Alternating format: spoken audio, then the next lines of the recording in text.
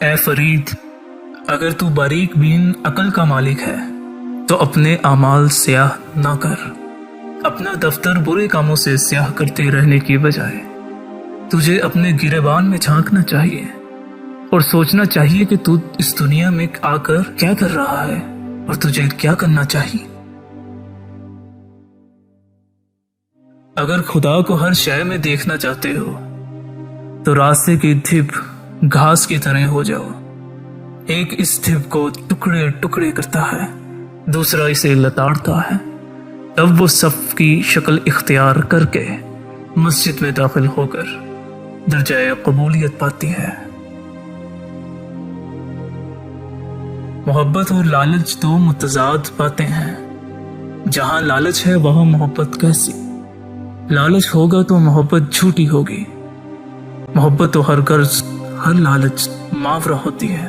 بھلا ایسا ٹوٹا ہوا چھپر جو بارش کو دیر تک نہیں روک سکتا، اس کے نیچے کب تک وقت گزارا جا سکتا ہے؟ یہ تم خدا کی تلاش میں جنگل جنگل کیا گھوم رہے ہو اور ون کے کانٹوں پر چل چل کر کیوں اپنے پاؤں زخمی کر رہے ہو؟ اللہ تعالیٰ تو تمہارے دل میں بستا ہے، تم اسے جنگل میں کیا ڈھونڈتے ہو؟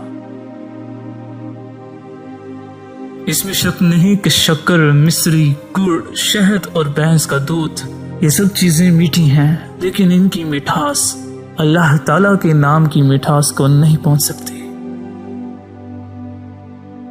اے فرید، ہم گمراہ ہو جانے والے کو بآواز بلند پکار پکار کر سمجھاتے اور عقل کی بات بتا کر خبردار کرتے رہے، لیکن جسے شیطان نے ہی گمراہ کر رکھا ہو اس کے دل کو نفسانی خواہشات سے پھیر کر راہ راست پر کیسے لایا جا سکتا ہے؟ انہیں تو ان کے نفس کا شیطان ہی سیدھے راستے پر آنے ہی نہیں دیتا۔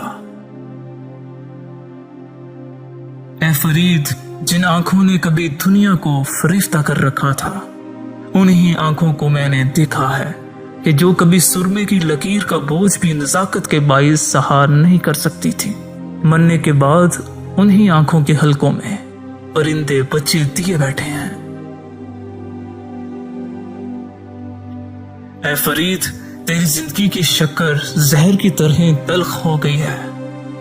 درد نے تیری زندگی کی تمام شیرینیوں کو تلخیوں میں بدل کر رکھ دیا ہے۔ اپنے اس دکھ درد کا حال اپنے پروردگار کے سوا کس سے کہہ سکتے ہیں؟ اے فرید، یہ دیکھ کیا ہو گیا ہے؟ تیری داڑھی سفید ہو گئی ہے۔ اس کا واضح مطلب یہ ہے کہ موت کا وقت نزدیک ہے اور جوانی کی زندگی کا وقت پیچھے بہت دور رہ گیا ہے۔